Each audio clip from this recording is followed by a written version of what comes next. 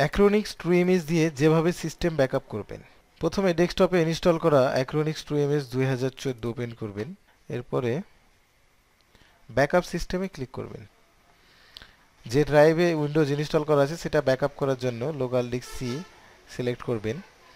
এরপরে ডান পাশ থেকে ডেস্টিনেশন মানে যে ফোল্ডারে বা যে ড্রাইভে আপনি ব্যাকআপটা সংরক্ষণ করতে চান সেই ড্রাইভে যাবেন। আমি জি ড্রাইভে সেভ করব। আমি জি ড্রাইভে ব্যাকআপের নাম দিলাম যে উইন্ডোজ 8 ব্যাকআপ।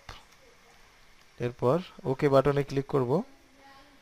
ক্লিক করার পরে ব্যাকআপ সিস্টেম নাও ক্লিক করি, তাহলে ব্যাকআপ প্রসেস স্টার্ট হয়ে যাবে।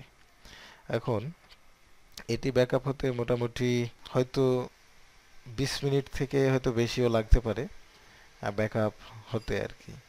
হ্যাঁ, তো এই ছিল ব্যাকআপ করার সিস্টেম।